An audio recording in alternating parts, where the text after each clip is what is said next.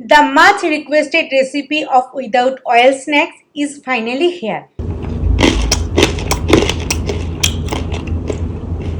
আমি শুধুমাত্র কিছুদিন আগে ছবি শেয়ার করেছিলাম ইনস্টাগ্রাম আর ফেসবুক, তারপর অনেকেই বলেছিলেন রেসিপি শেয়ার করার জন্য। চলো আজ ফাইনালি চলে এসেছি রেসিপি নিয়ে।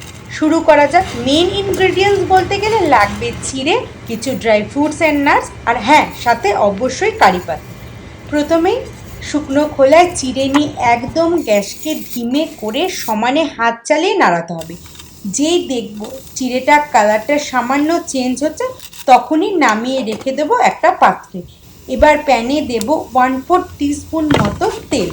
সে তেলে যে কোনো তেল ইউজ করা যাবে, সর্ষের তেল, সাদা তেল, অলিভ অয়েল, যেটা মনে চাইবে। আমি করেছিলাম অলিভ অয়েল।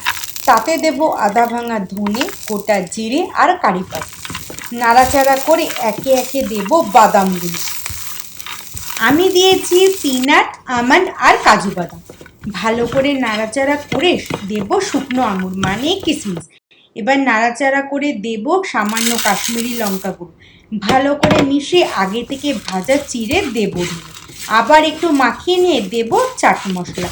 আর আমার কাছে রাসবেরি ড্রাই ছিল, সেটাও দিয়েছি। এটা দিতেই হবে, এরম কিন্তু কোনোই মানে নেই বা কথা নেই। তবে ইচ্ছা করলে তোমরা এর সাথে শুকনো খোলায় ভাজা ছোলা মাখানা ইউজ করতেই পারো। এবার একটু ভালো করে মাখামাখি করে মিশিয়ে নিলে রেডি আমাদের স্ন্যাক্স বা চিড়ে ভাজা।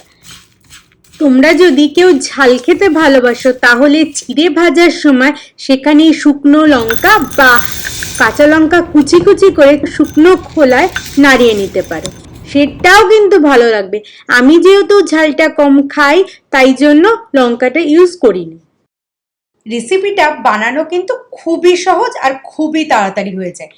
বানিয়ে কিন্তু আমাকে অবশ্যই জানিও।